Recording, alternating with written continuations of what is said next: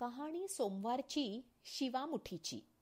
सुनेला नवीन घरी सासू सासरे दीर जाऊ नणंद आणि नवरा या 6 लोकांशी जुळवून घ्यावं लागतं, म्हणून त्याला सासर म्हणतात. मुलगी माहेरी वाढलेली असते, ते रक्ताचे नाते असते, त्यामुळे तिकडे प्रेम आपुलकी सहज निर्माण होते.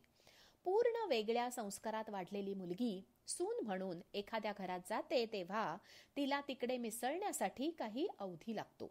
तिच्या वागण्या बोलण्यावरून लगेच मत बनवू नये. सुनेनेही सासरच्या चालीरीती पद्धती माहिती करून घ्यायला हव्यात. कोणतेही नवीन नातं रुळायला 1000 दिवस द्यावेत आणि मग निर्णय घ्यावा. संगतीला आणि पंक्तीला बसल्याशिवाय कोणाबद्दलही लगेच मत बनवू नये.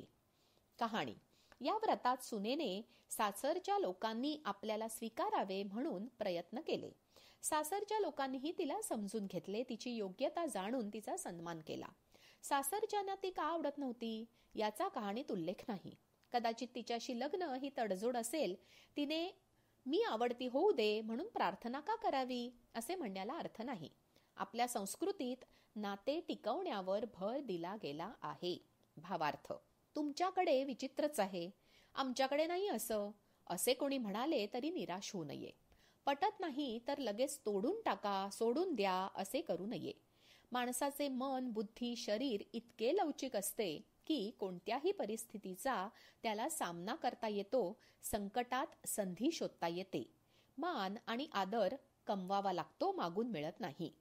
एका दृष्टीहीन मुलाची मुलाखत ऐकली. कोणाच्या मदतीशिवाय तो दैनंदिन कामे कशी करतो असा प्रश्न त्याला विचारण्यात आला. त्यावर तो म्हणाला, आमचे कान, नाक, स्पर्श बघायचे काम करतात.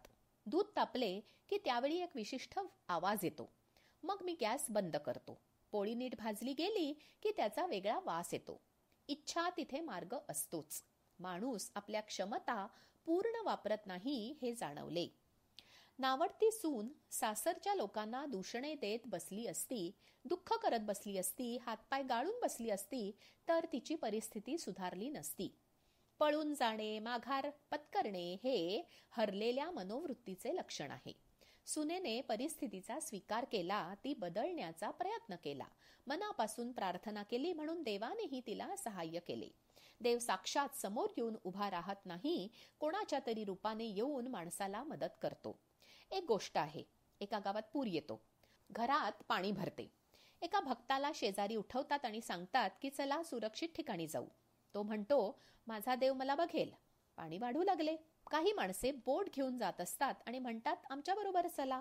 भक्त म्हणतो, माझा देव मला न्यायला येईल. पाणी खूप वाढते. भक्त छपरावर जाऊन बसतो. हेलिकॉप्टर येते तरी तो जात नाही, अर्थात तो बुडतो. मेल्यावर तो देवाला म्हणतो, मला वाचवायला तू का आला नाहीस? देव म्हणतो, तुला सुरक्षित ठेवण्यासाठी शेजारी, होडीवाला, हेलिकॉप्टर मीच पाठवलं होतं. तू त्यांचं ऐकलं नाहीस. देव म्हणून कोणी वेगळं नसतं. मदत करणाऱ्या माणसातला चांगुलपणा हाच देव. तात्पर्य, जे असतं त्यातही चांगलं असतं आणि देवाच्या कृपेनेच ते मिळालेलं असतं. आपल्याजवळ आहे तेही नसलेले बरेच लोक असतात. जाणते लोक म्हणतात, बसमध्ये बसल्यावर चालणाऱ्या लोकांकडे बघावं आणि समाधान मानावं.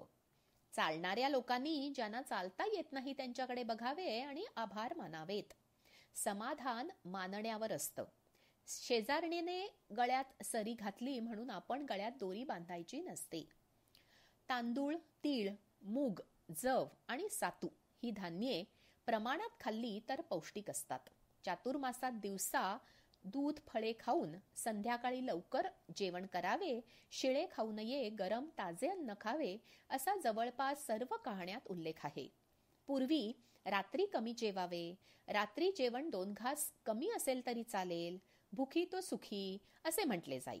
सोमवारी तांदूळ कमी खाल्ले तर वात संतुलित राहतो असे निरीक्षण आहे. आठवड्यात एकदा किंवा 15 एकदा, जसे एकादशीला, तांदूळ खाऊ नये अशी पूर्वापार पद्धत आहे. शिवाच्या उपासाला वरी खाऊ नये हे म्हणण्याचे रहस्य तेच आहे. आता वाढत असलेल्या वात प्रवृत्तीशी याचा संबंध असावा. एक मजेशीर वाक्य ऐकले आणि पटलेही. लोकांकडे फार लक्ष देऊ नये. त्यांची मते फायद्याप्रमाणे बदलतात. चहात माशी पडली तर ते चहा टाकतात, पण तुपात माशी पडली तर माशी टाकतात. तसं आपलं आयुष्य आपले असते, निर्णय आपला असावा. लोक माशी पडली हे बोलणारच. आपलं आयुष्य चहा आहे की तूप ते आपण ठरवायला हवं. सर्व कथा निरुपयोगी म्हणून सोडून देऊ नयेत. त्यातील तात्पर्य लक्षात ठेवावे.